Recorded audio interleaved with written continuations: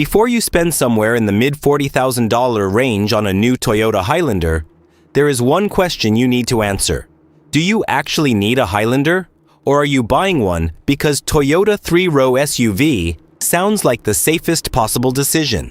Because in 2026, that decision is more complicated than it used to be. Toyota now sells the Highlander, the larger Grand Highlander, multiple hybrid versions, and competitors such as the Honda Pilot are fighting for exactly the same American family.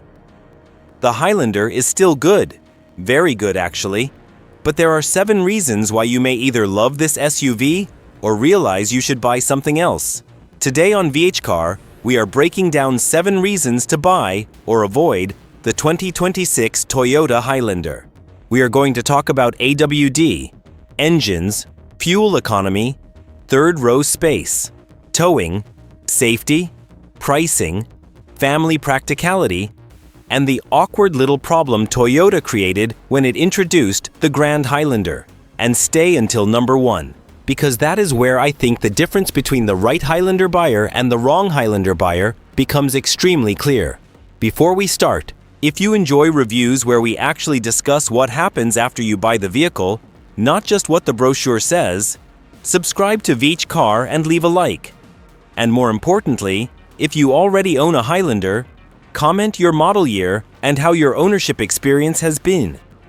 Tell us what you paid, what you love, what annoys you, and whether you would buy another one.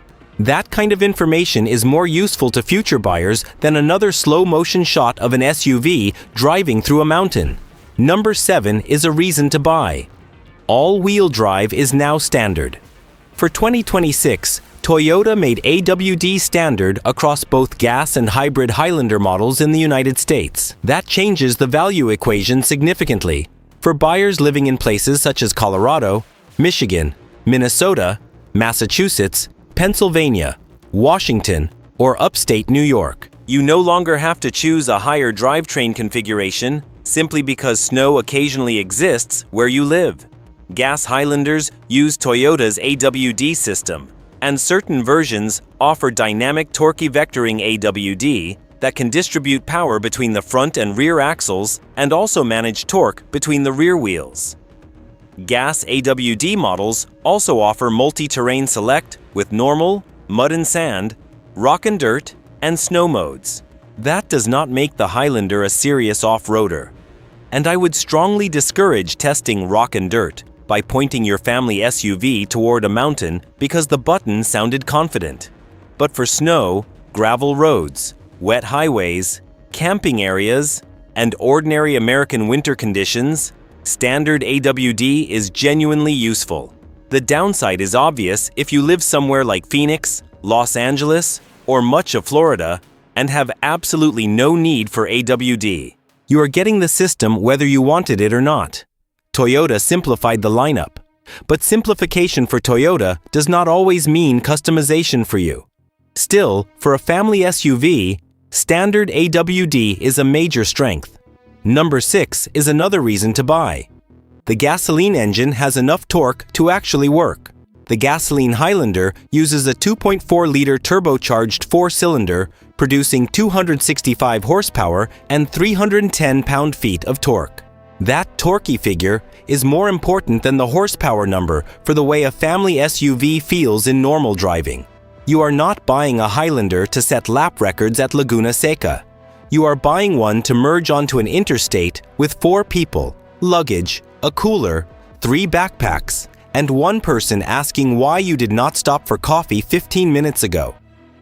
The turbo engine gives the Highlander decent low-end strength, and the gasoline version can tow up to 5,000 pounds when properly equipped. That is enough for many small boats, utility trailers, campers, and recreational equipment.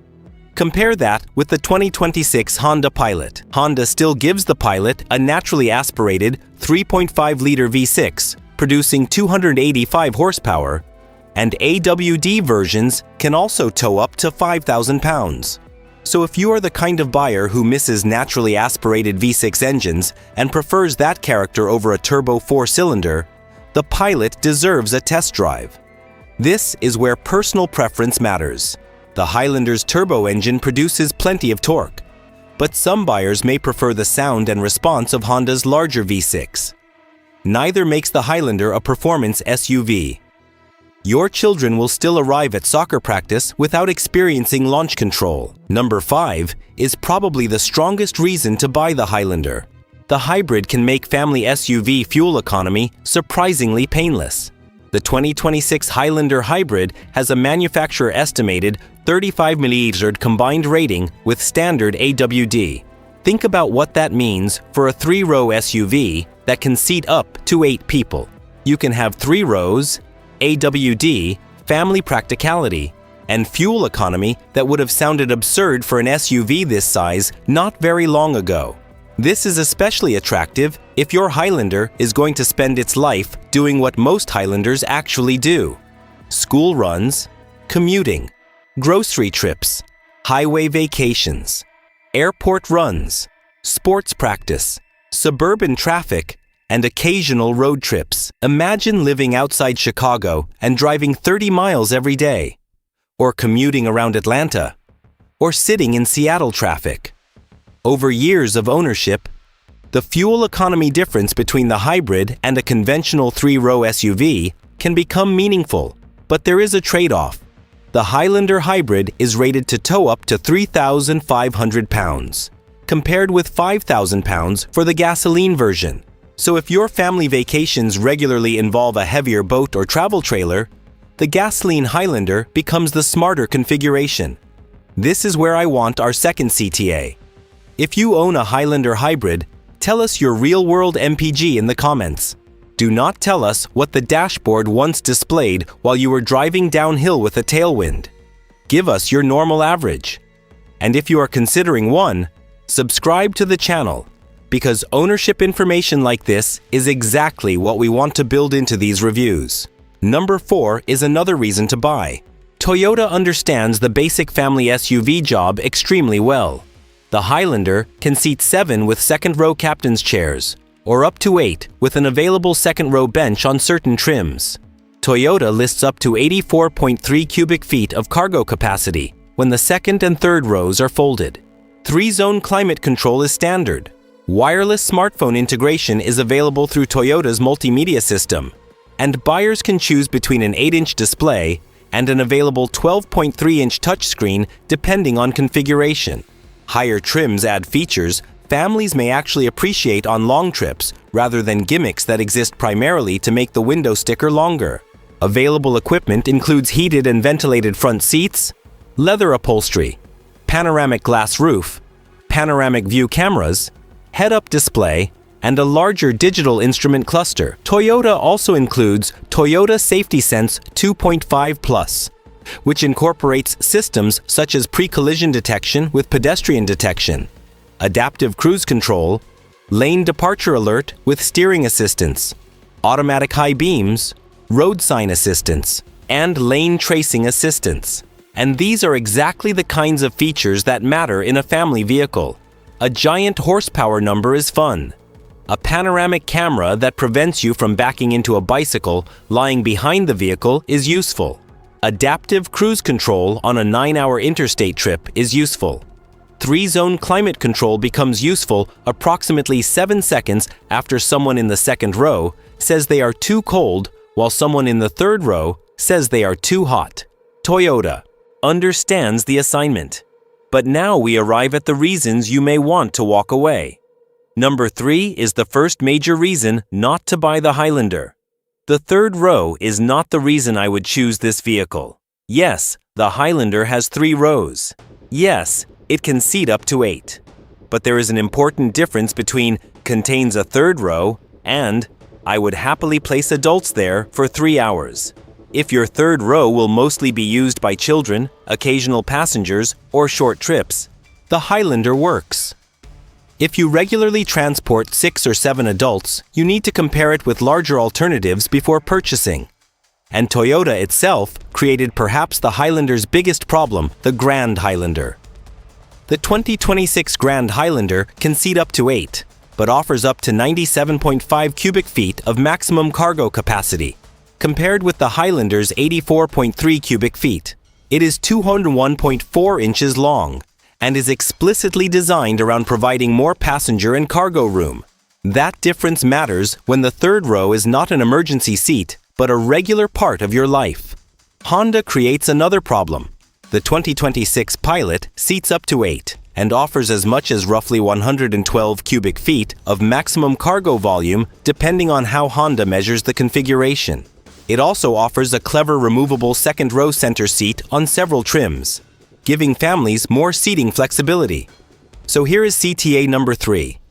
If you regularly use the third row in your SUV, tell us who actually sits back there. Children? Teenagers? Adults? And tell us which three-row SUV you think handles that job best. Highlander? Pilot? Grand Highlander? Telluride? Something else? These comments can help someone who is currently standing in a dealership wondering whether their mother-in-law is going to fit behind the second row. Number 2 is probably the most uncomfortable reason not to buy the Highlander. Toyota's own pricing makes you question it. The current 2026 Highlander lineup starts in the mid-$40,000 range, with higher gas and hybrid trims climbing well into the $50,000s. The Hybrid Platinum, for example, sits above $55,000 before you begin adding taxes, fees, accessories, or the mysterious dealership package that apparently protects your door handles from emotional damage. Meanwhile, Honda currently lists the 2026 Pilot starting at $42,395. It gives buyers a 285 horsepower V6, seating for up to 8, and available 5,000-pound towing capability with AWD. Then things become even stranger when you look at Toyota's own showroom. The larger 2026 Grand Highlander starts around the low $40,000 range in front-wheel drive form, although comparing equivalent AWD equipment changes the equation. The important point is that a buyer can enter a larger Grand Highlander at a price that overlaps heavily with the regular Highlander lineup. That does not automatically make the Grand Highlander a better deal. The regular Highlander now includes AWD as standard, while lower Grand Highlander models can be front-wheel drive. The Highlander is also physically smaller, which can be an advantage in garages, crowded parking structures, urban neighborhoods, or for someone who simply does not want a 201-inch SUV. But you absolutely need to compare both before buying. If a salesperson shows you a $50,000 Highlander and there is a Grand Highlander sitting 30 feet away, walk over to it. Sit in the third row, open the cargo area. Drive both. The correct vehicle may become obvious within 10 minutes, and this brings us naturally to CTA number 4. If comparisons like this are useful, subscribe to VHCar and leave a like. Not because a YouTuber told you to press buttons, but because it tells us to keep making these detailed buyer-focused comparisons instead of generic reviews. And if you recently bought a Highlander, comment what trim you chose and what you actually paid. Pricing experiences are extremely useful for other viewers. And number 1 is the reason that decides whether you should buy the Toyota Highlander. It is an excellent compromise, but only if compromise is what you need. The Highlander is not the biggest three-row SUV. The Honda Pilot gives you more cargo flexibility. The Grand Highlander gives you more space. The Highlander gas model is not the most powerful vehicle in the segment. It is not an off-roader. It is not particularly cheap anymore. And if you need adults sitting in the third row every day, I would look elsewhere.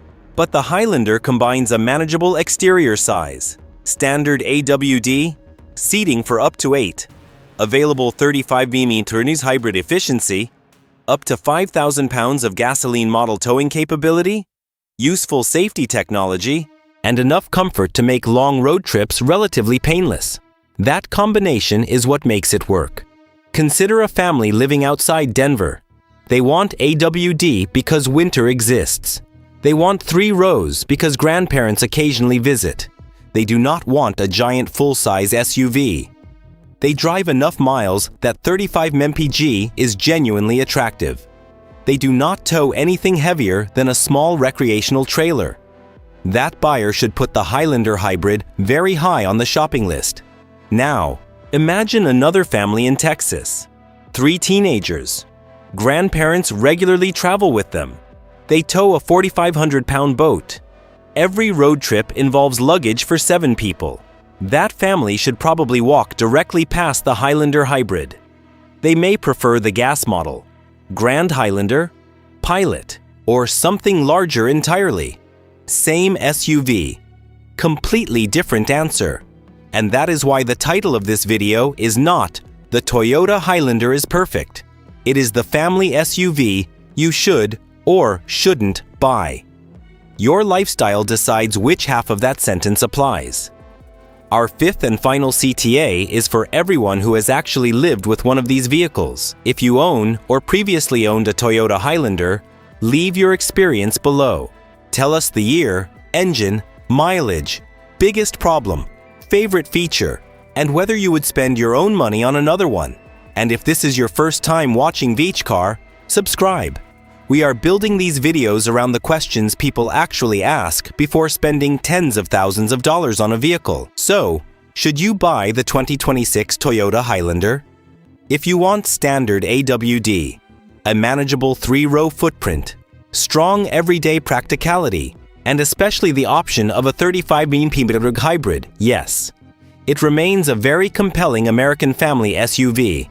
If you routinely use all 3 rows, need maximum cargo room, want a V6, or simply want the most interior space possible for the money, compare the Honda Pilot and Toyota Grand Highlander before signing anything.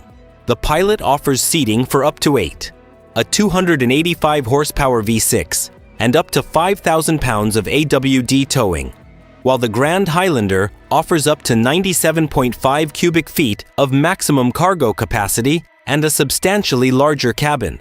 The Highlander's greatest strength is not that it wins every category. It does not. Its strength is that it does almost everything well enough that millions of ordinary family situations make sense from behind its steering wheel. And sometimes, the smartest family car is not the one that wins the spreadsheet. It is the one nobody in the family complains about after 6 hours on the interstate.